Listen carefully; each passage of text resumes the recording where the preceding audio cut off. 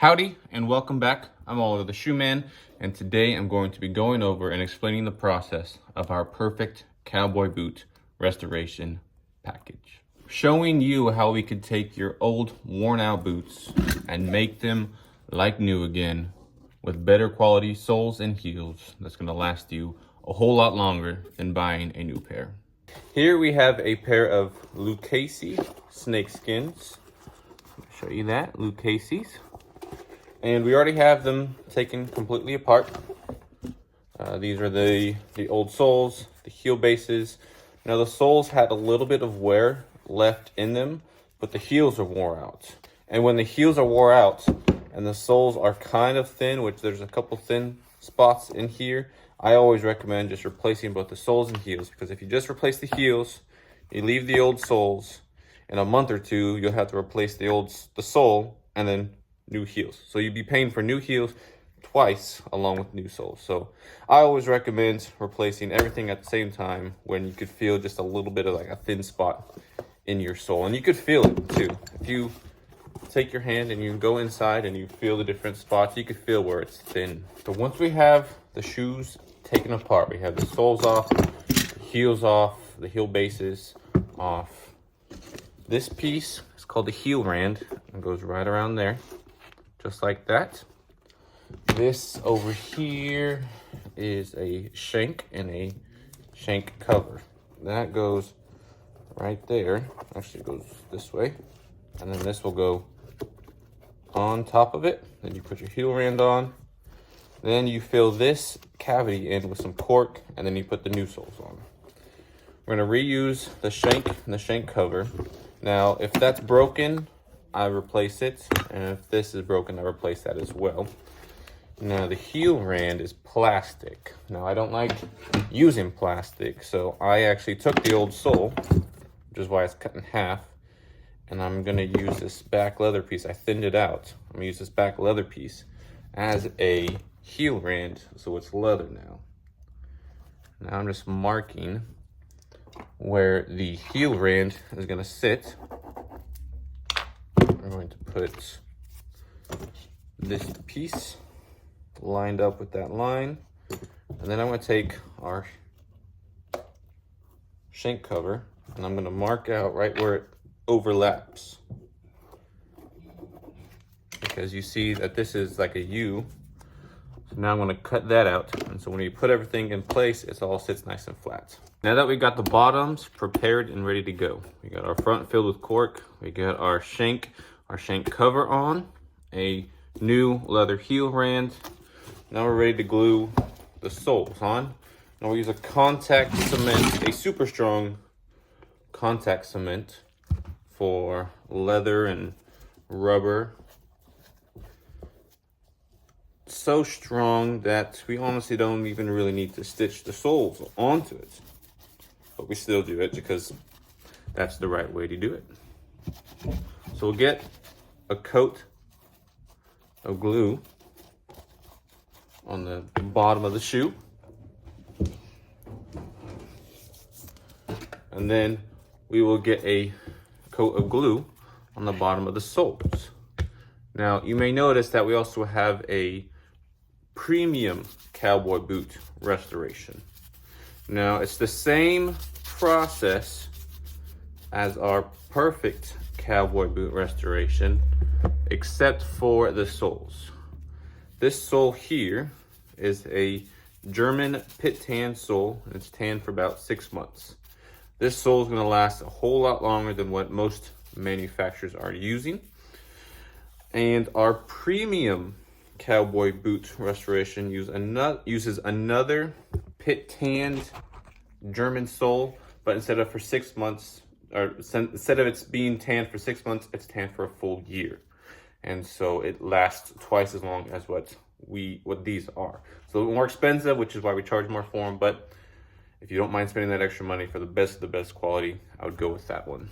Now, these soles don't come with a dye job on them. I do that custom dye job myself. And here on the bottom, you see I dyed that midsection black. Let me show you why. So once we're all done, you'll see we have our leather heel base stop right here, and then the welt is what the sole is stitched to, starts right here. And in between, we have what's called the waist or the shank of the boot. That is what gets nailed down. Now, sometimes you could see, let's see, if you pull away the uppers, you could see on the underneath of the sole. And so I dye that section black so you don't see a natural leather piece of leather, the color of that. So it's just a step before we put the soles on to make sure that everything is looking the way it needs to look and the job turns out to the best of our ability. Okay, so while we're waiting for the glue to dry, let's talk about heel bases. The heel base is what goes onto the shoe, and a rubber top lift goes on top of that, and this is what you wear out. A lot of companies use a fiberboard or a compressed paper for their heel bases, which, if that's the case, I will replace them with leather, which is a way better quality material. It's going to last longer because fiberboard or that compressed paper has been known to kind of disintegrate and fall apart, where leather doesn't. These boots came with a leather heel base, so we're going to keep them the same. Now this is our Vibram Cowboy top lift, and we are going to glue and nail these on before we put them onto the shoe. And what that will allow us to do is, once we have them together, we'll be able to sand this section, which gives us a nice clean, what's called this is called the breast of the heel. So it gives us a nice clean look instead of a rough look. I don't know, but because we have a sandpaper for that, but the sandpaper that we have for that is a 24 grit. So it's gonna look all marked and marred and not good at all. So in these little holes that I'm putting the nails through are metal washers. So the head of that nail is hitting that washer and sucking the rubber top lift down to the heel base, securing it. Almost to the point, well, honestly, to the point where you don't even need to put glue on there. I put glue on there. I didn't let it dry because once it's secured, it's going to dry and it's not going to come off at all. So now we got to go ahead and countersink them so you're not walking on nails. And now we will sand the breast of the heel, clean it, dye it, and it'll be ready for our soles. Okay, so now that we have the glue dried, our sole's ready to go, and we'll go ahead and position it. I'm gonna do my best to get that logo centered.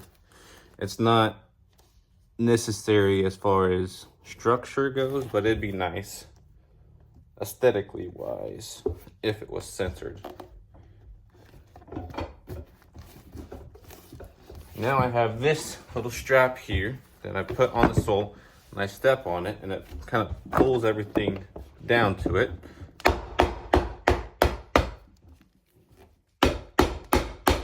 So as I'm hammering the sole onto it, I'm also pressing it down.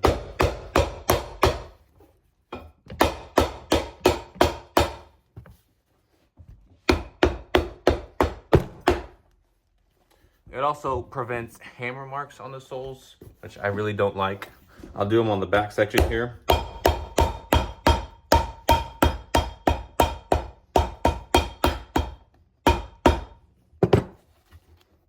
don't know, you can see those little marks there. I don't like that. Okay, so at this stage, we have the sole glued on, rough trimmed. We have our groove set for our stitching, so that the stitching is countersunk and you don't walk directly on it. And then we have the back nailed. It's important to nail this back section as good as possible because this is kind of where most people go toe to heel to take their boots off. So if this isn't secure, you go to take your boots off, the sole's gonna come flying off. So I make sure to nail my backs as good as possible. Now let's talk about this waist or the shank area. Now, the original sole came with lemon wood pegs. And Another option is to do brass tacks. Now, I get a lot of people who comment on my videos saying, why don't you put lemon wood pegs in there? And I'm like, well, let me get a better angle for you guys. We can, but it's an extra charge to do that because it's a little extra time. It's more time that I have to put into the job. When with brass tacks, I just gotta poke the holes and send them home. So I offer two different options. We have a full brass shank and then a brass and lemon wood shank, which the brass and the lemon wood shank, I do one row brass tacks, one row of lemon wood pegs. That just guarantees, for me at least, the fact that it's not going to pull away. Because sometimes with lemon wood pegs, they start to fall out over time, and so we add those brass tacks as added insurance so that they don't come back to me to get fixed, because I guarantee all my work. So if something does go wrong, then I will fix it and make it right. We're getting these brass tacks in, and we're going to, next step would be to stitch the soles. This is our Landis outsole stitcher. It stitches the soles from the outside. Now, I don't know if you can tell, but you see the holes there? Whenever they first stitch the soles on, those are the original holes. Now we do our best to try to hit those holes. We can adjust our stitch length, our stitch depth, our stitch length. And we can control what color stitches we use. This one we're going to do is black on the bottom and a cream on top. But since we stitched the soles upside down, it'll be opposite. So black will be on top of the welt and cream will be on the bottom.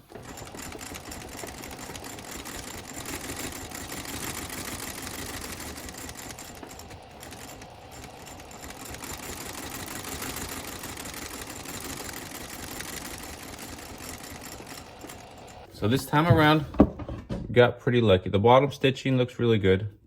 It all fell into the groove, which is what we want. I wet the sole, the leather, and the welt before I stitched it, so the needle it's easier for the needle to go through that thick piece of leather. But it's hard to see with black thread, but the stitching hit all the original holes, which is our goal. We can't do that and guarantee that all the time. That being said, we do our best to set everything up properly. And with boots that have like white stitches, if you mess them up, or if you don't hit all the original holes, it could just look horrible. And it'll bother you. It bothers me when I do my boots, that the white stitches aren't lined up, or if they're just crooked, or if there's holes in the welt. I do not like that look. Let's take a look at this boot real quick. These have 2 rows of stitches on the outside, the welt, and these are white. So if you get this messed up, oh my goodness, it looks horrible. Now, if you want to be able to guarantee a beautiful brand new stitch, we have to replace that welt, which is an extra charge because we have to do more work. We have to hand stitch a new piece on, but we will be able to guarantee a brand new, beautiful double stitch, single stitch, whatever color you want. So just keep that in mind. Look at that, very nice and beautiful. We'll go ahead and get glue on this, and then we'll let that dry and put the new heels on. Okay, so now that we have the soles all trimmed, cleaned, polished, all done, we got to take care of the uppers. Now all of our resoles come with a cleaning and a conditioning. Since this is snakeskin, we'll be using some Angelus Exotic Cleaner for all exotic leathers, snakeskin, lizard, reptiles, pretty much anything that's exotic, I guess. And then there's not really much we could do for the the black suede to kind of make it more suede-y, I guess. But we do have a black suede renew that'll bring back a lot of that color. Obviously, got to be careful not to get it on the snake skin because we don't want to dye the snake skin black. But yeah. All right, now we go ahead and kind of brush the snake skin, the scales down. Because over time, it'll start to curl up. And so when we put this on there, it kind of softens it and we'll brush it down with the scales. And that'll kind of help the scales to kind of relax itself and lay back down. Now, just as a finishing touch, this is a stitch roller, I think, and it just makes little marks on the sole. Now, this is purely aesthetic, but I think it's a nice touch to the bottom of the sole. It's a nice little small detail. Just run it along the bottom here, along the edge of the stitching, just to highlight the stitches.